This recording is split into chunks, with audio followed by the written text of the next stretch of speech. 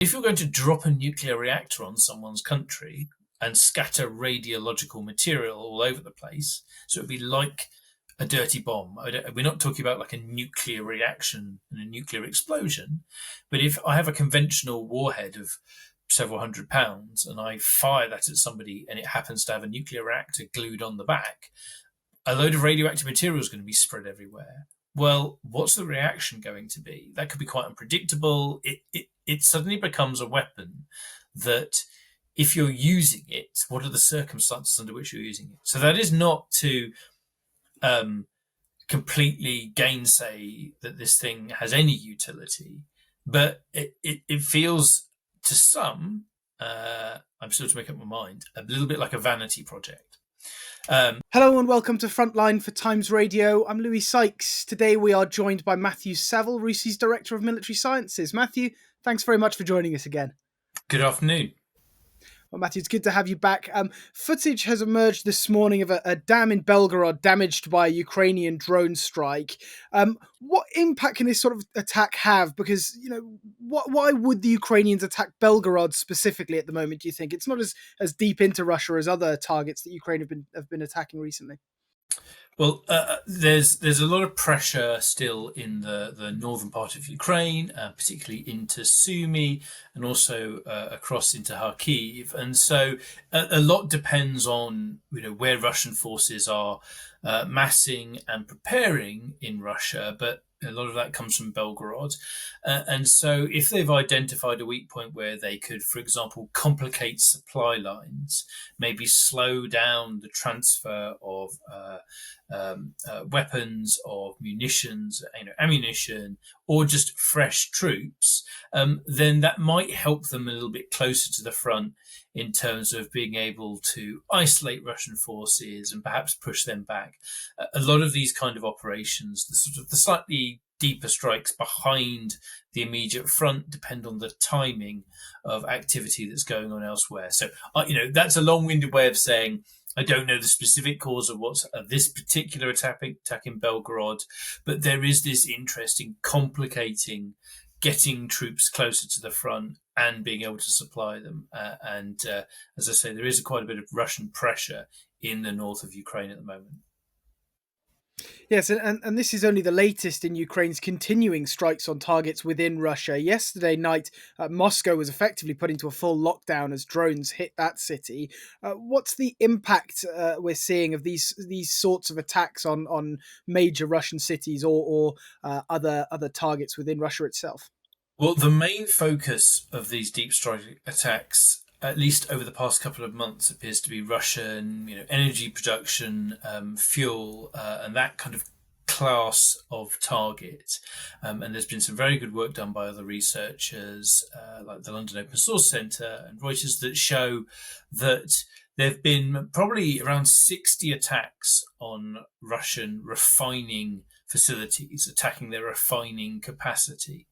And throughout the network, the energy production network, what they're doing is reducing their ability to export. That hits the economy, but also hitting their ability to supply both the Russian military and the Russian population. So, we're seeing queues at petrol stations. We might see some evidence of shortages of supplies going to troops at the front. And the estimate that's been made is that potentially over 20% of that capacity has been disrupted or temporarily stopped. Now, that is a change from the kind of sporadic attacks that we've seen up until now, where Ukraine has been able to take the fight to Russia to show that it's got this ability. But what they have lacked has been the numbers, the ability to conduct these long-range strikes at a sufficient tempo to hit facilities so that it's harder to repair them, to keep them operating. So there's a greater chance of actually disrupting the Russian economy and the Russian military from these kind of attacks.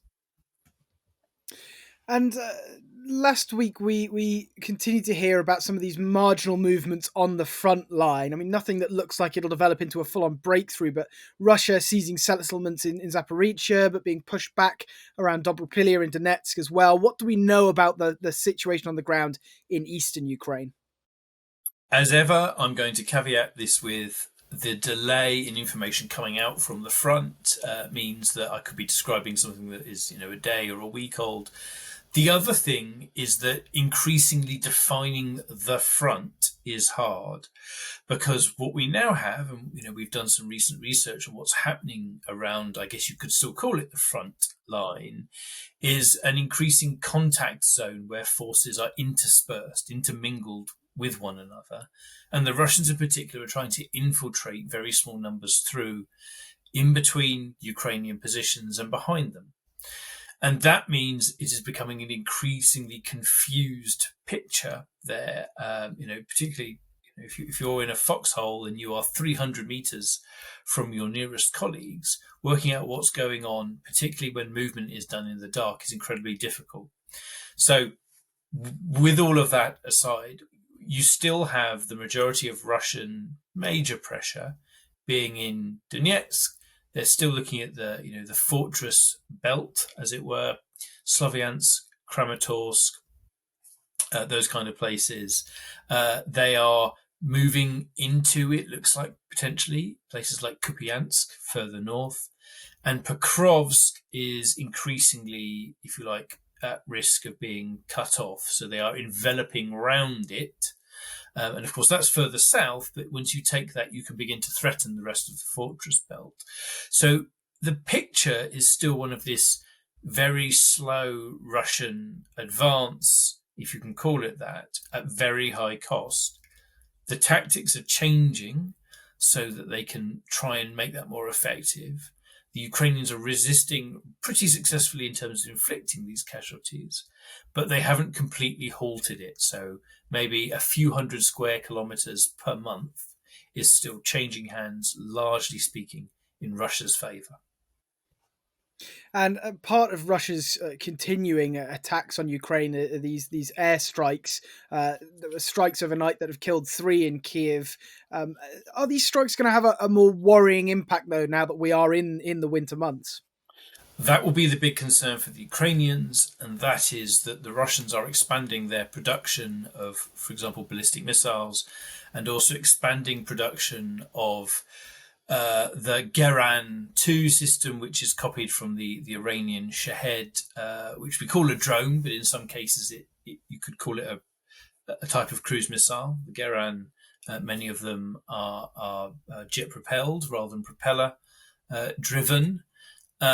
And they are still able to launch those pretty much every night, targeting both straight civilian targets, as well as critical national infrastructure.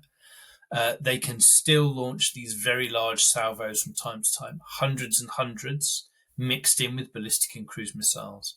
And yes, I think the concern will be that if they can still carry out those kind of attacks, they will stretch Ukrainian air defenses. And as the winter bites, they will continue to hit and expand their attacks on energy. And I think it was Chernihiv recently was completely lost power for a short period.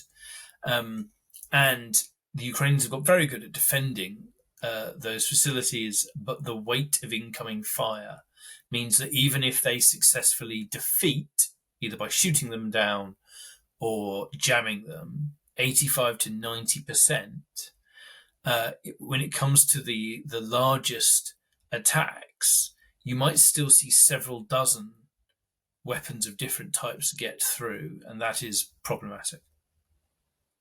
And where is the answer to that increasing threat from these sort of drones / cruise missiles and the ballistic missiles themselves? Because Ukraine now has a much wider capability to try and hit targets within Russia. Are they going to look more to trying to hit production plants and launch sites within Russia itself, or is the focus still going to largely be on trying to intercept these things once they are coming towards or in Ukrainian airspace? I think we can expect to see 3 different main avenues. You start with the last line, which is defense, which is air defense missiles for the fast moving and the complicated targets, and in other means of cheap disposable weapons of various types to deal with the mass of the drone, or the slower cruise missile types. So the Ukrainians for a long time were using an acoustic detection system, which included using mobile phones and physically shooting down Shaheeds. Gerans can fly at a higher altitude and they can fly a bit faster. So that's proving more difficult. But now what we're doing is trialing, what the Ukrainians are doing is trialing interceptor drones. So things that look like little missiles, but again, they're often propeller driven, launch from the ground, they go straight up, they destroy them, and also continuing the electronic warfare battle, jamming those weapons as they are en route to either redirect them or cause them to kind of go off target. Although obviously once you're over an urban area, there's still a risk there to civilians. The next layer is striking the launch sites if they can find them. So, the slightly cliched phrase now of shooting the archer, not the arrow. Can you detect the launch sites and strike them with your own longer range weapons before they fire? And for air-launched weapons, that means trying to track down and threaten Russian aircraft. That battle has largely played out with Russian long-range aircraft just moving further back. So they launch from a long way out, and then they launch their weapons from a long way out. So they are harder targets themselves, and you often don't get at them before they launch the missiles. But as we saw with Operation Spiderweb, the Ukrainians continue to look for ways to get into Russia and get at those long-range aircraft.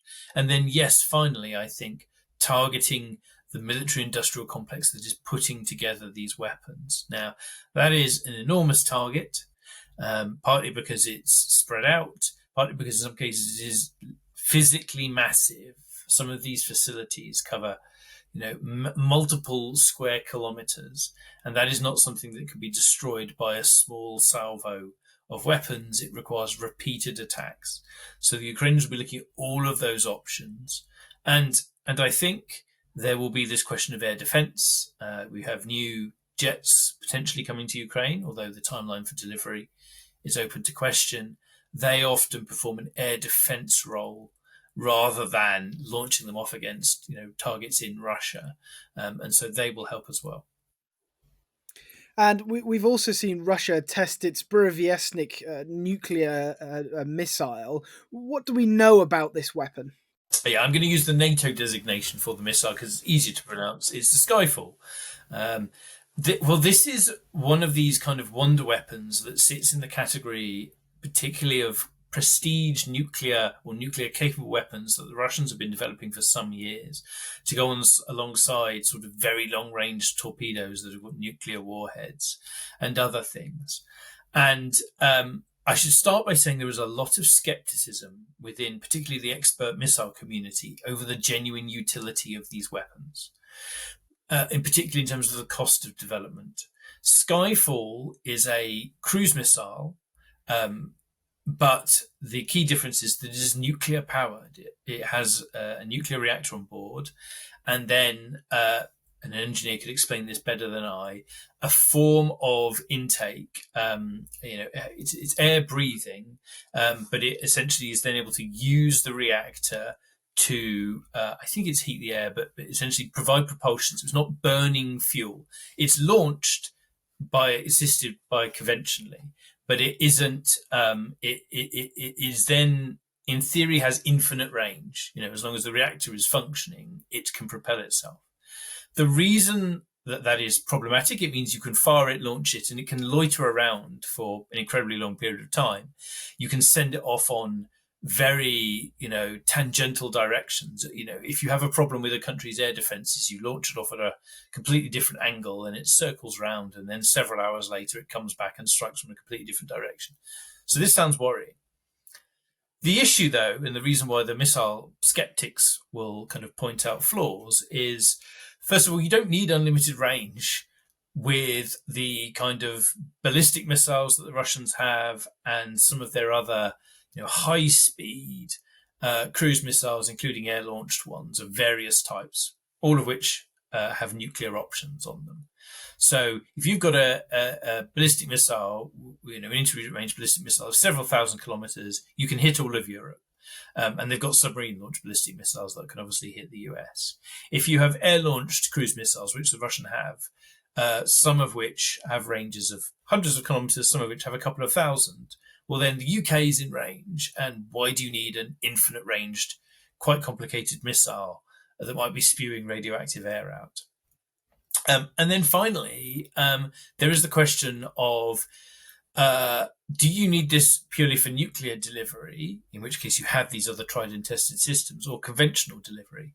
But if you're going to drop a nuclear reactor on someone's country and scatter radiological material all over the place, so it'd be like a dirty bomb. We're not talking about like a nuclear reaction and a nuclear explosion, but if I have a conventional warhead of several £100 and I fire that at somebody and it happens to have a nuclear reactor glued on the back, a load of radioactive material is going to be spread everywhere. Well, what's the reaction going to be? That could be quite unpredictable. It suddenly becomes a weapon that, if you're using it, what are the circumstances under which you're using it? So that is not to completely gainsay that this thing has any utility, but it feels to some, I'm still to make up my mind, a little bit like a vanity project. So anyway, that is the Skyfall missile. That's what it does, explained in very simplistic terms.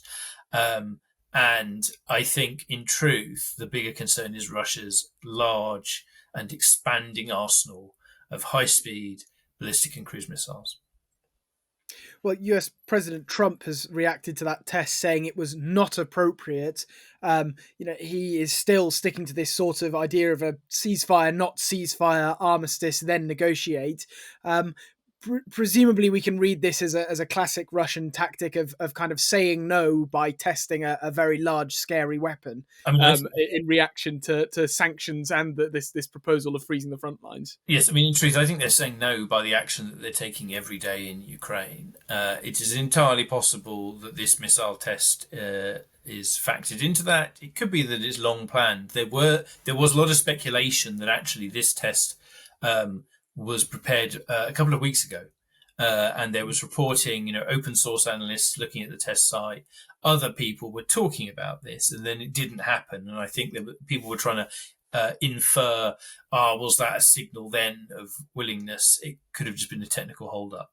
So as with some of these kind of one-off or singleton events, there is occasionally a little bit of a case that we can try and read too much into it.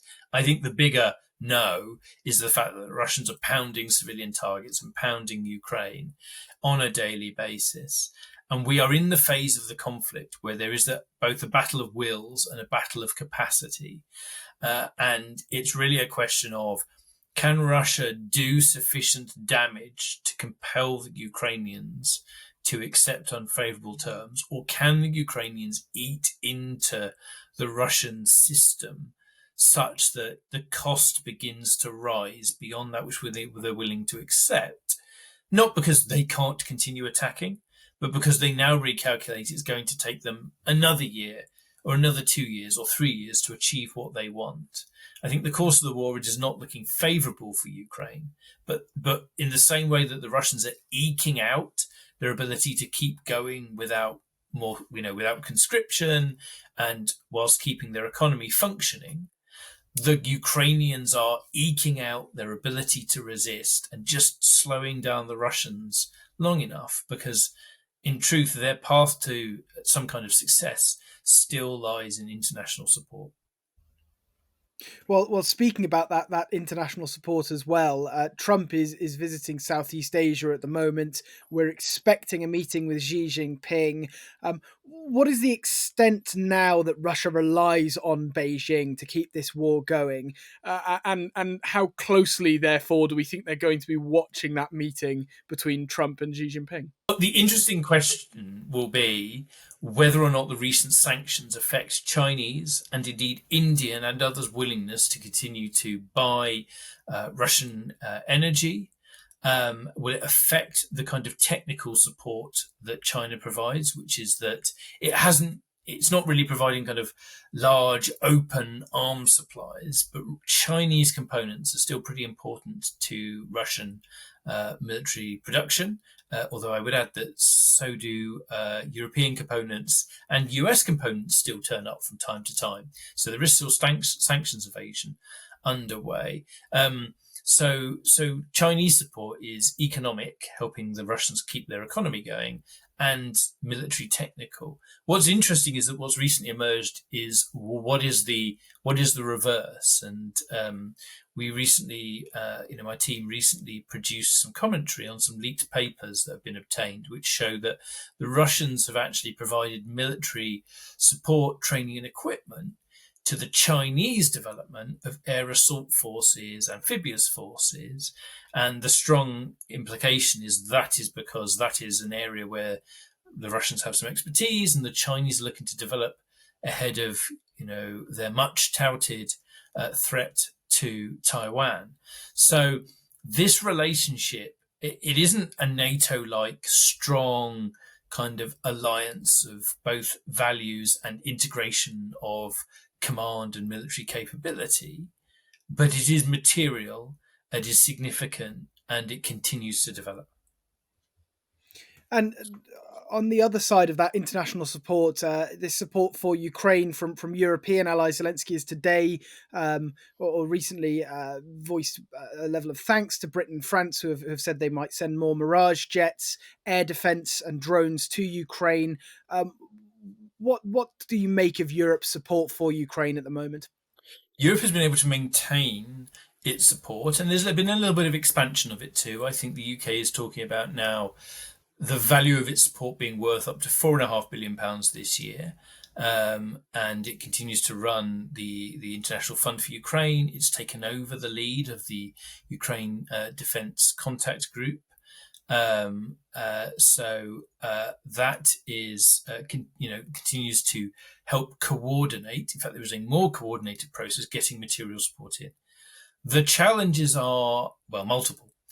The first is that there has been some criticism of the quality of some Western-provided weapons, particularly drones. So companies are stepping up.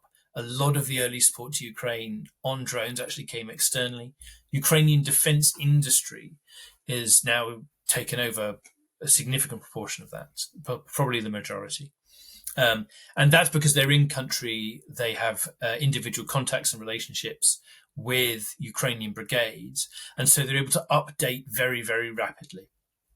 And so there is a question of, is Western defense industry prepared to get in closer into Ukraine so that they can get the necessary technical feedback to stay up to date in the face of the evolving environment? The second issue is sheer volume.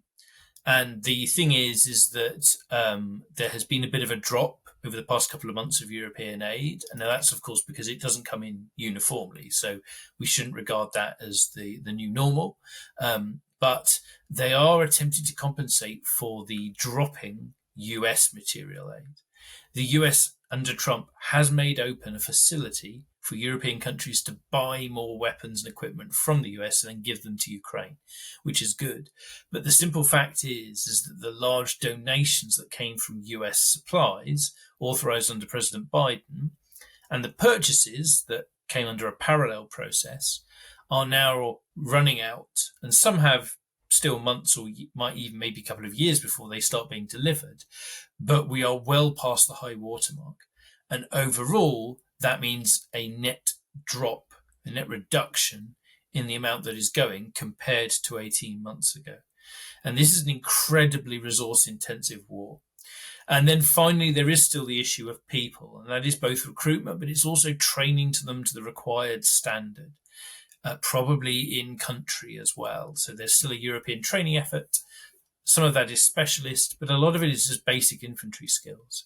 And the Ukrainians are working out, how do they actually get them people up to the standard for the fight as it currently looks like? How do they coordinate the need between brigades? That requires them using higher levels of command. And how do they also rotate them in and out of the line? Many have been stuck there for months, and so they're tired. And so there are lots of areas there where Europe will have the opportunity to potentially do more and help the Ukrainians. And just finally, Matthew, as I appreciate we haven't got a huge amount of time left now, Trump is still behind this idea of some sort of freezing of the lines. Europe and Zelensky have backed that, and Zelensky has said recently he's working on some sort of plan by which that could be done. We know Russia are not on board with this, and so it is difficult to say what this would look like exactly. But is it possible at the moment to stop the lines where they are? Does Ukraine have and Russia have the capability to kind of draw a solid line on the map, considering how much of the front line is also still a sort of grey zone at the minute? Yes, so having described that kind of mixed contact zone, it would be really hard to draw a line where it is now. I think that would be for discussion as part of the terms of any ceasefire, which is essentially, would there be a stepping back in some places? Would you have to delineate the territory and now say, okay, now you need to effectively separate out of this contact zone? Would there even be a small demilitarized zone in the middle, something that could be monitored? Or would you just have them butting up against each other? The problem for the Ukrainians is the line is in a not very favourable position at the moment. For two core reasons. I mean, first, in some places it's literally through the centre of settlements.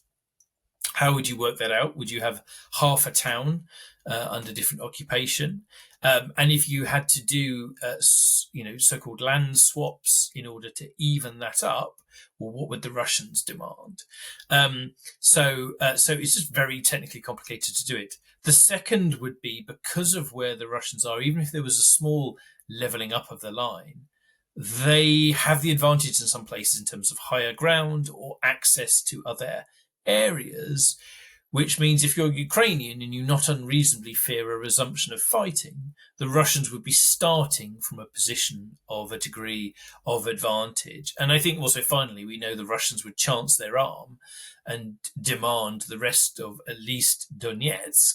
And that means giving up the fortress belts, which are, urban areas that had a population of hundreds of thousands before the war.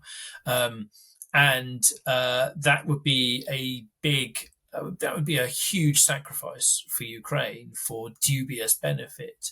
But the problem there is if you don't want the lines to be where they are currently, you have to find a way to force the Russians back. And in some respects, that's why this deep strike campaign is ramping up, because they're trying to work out whether they can inflict pain on Russia in ways that are other simply than destroying their forces at the front.